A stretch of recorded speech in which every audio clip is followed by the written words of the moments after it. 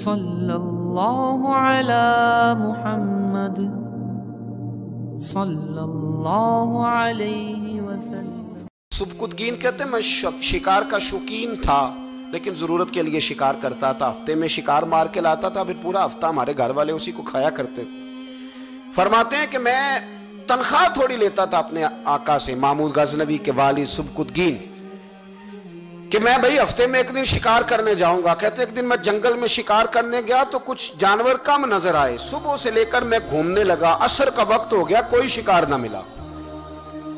اب میرے دل کے اندر یہ ڈر تھا کہ اگر مغرب مجھے یہیں ہو گئی تو مجھے کوئی درندہ کوئی جانور پریشان کرے گا۔ اسی پریشانی کے عالم میں دائیں بائیں دیکھ رہا تھا کہ ہرنی کا ایک بچہ مجھے نظر آیا۔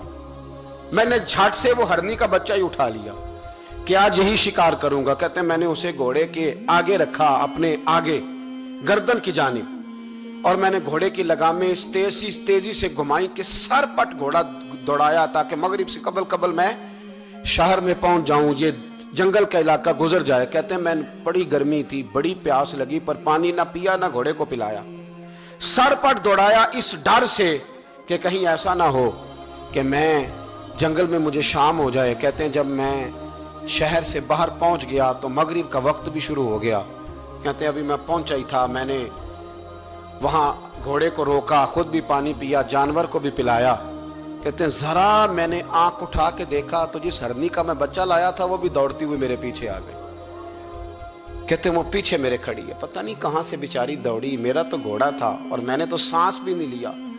1.5 گھنٹہ 2 گھنٹے میں بھگاتا لایا اس جلدی میں کہ باہر آنا ہے۔ کہتے ہیں پلٹ کے دیکھا تو اس کی سانس پھولی ہوئی ہرنی کی اور للچائی نظروں سے مجھے دیکھ رہی ہے۔ دل کے ایک کونے سے آواز آئی کہ آج تو 2 شکار ہو گئے، بچہ تو پکڑا ہی، اس کی ماں کو بھی قابو کرتا ہوں تاکہ ڈبل شکار ہاتھ آئے گا۔ کہتے ہیں پھر اندر سے میرا درد بولا، اندر سے میرا رحم بولا کہ ایک ماں اپنا بچہ لینے آئی ہے، اور اس طرح تو اسے تکلیف نہیں دی جا سکتی کہ اسے بلیک میل کر کے ماں کو بھی رکھ لیا جائے۔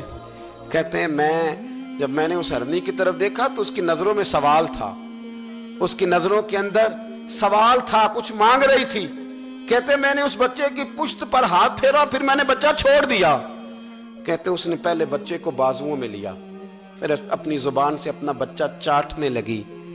کہتے ہیں پھر وہ جب جنگل کی طرف جانے لگی تو ایک دفعہ اس نے میری طرف دیکھا، دوسری دفعہ اس نے آسمان کی طرف دیکھا۔ زندگی میں مجھے اتنا سکون کبھی نہیں آیا تھا جتنا آج آیا۔ کہتے ہیں میں گھر گیا، عشاء کی نماز پڑھی، باوضو میں بستر پہ لیٹ گیا۔ لوگوں میرے نصیب دیکھو، مجھے مدینے والے محبوب کا دیدار نصیب ہوا۔ رسول کریم علیہ السلام میری خواب میں آئے، میں رونے لگا، گھر مہک اٹھا، پھول کھلنے لگے، خوشبوئیں بکھرنے لگی۔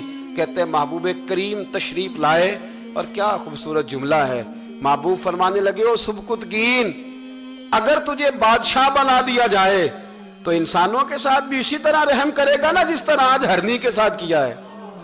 اگر تجھے بادشاہ بنایا جائے تو رویہ یہی رکھے گا یا بدل جائے گا؟ کہتا ہے میں رو پڑا، میں نے کہا یا رسول اللہ میں تو غلام بننے کے بھی قابل نہیں، تو بادشاہ کیسے بنوں گا؟ فرمایا تیری آج کی ادا بڑی پسند آئی ہے، عرش کے مالک نے تجھے بادشاہ بنانے کا فیصلہ کر لیا، تیری یہ ادا بڑی بھائی ہے، بڑی پسند آئی۔ فرماتے ایک ہرنی کے بچے پہ رحم کھایا تھا، رب کریم نے مجھے بادشاہی عطا فرما دی۔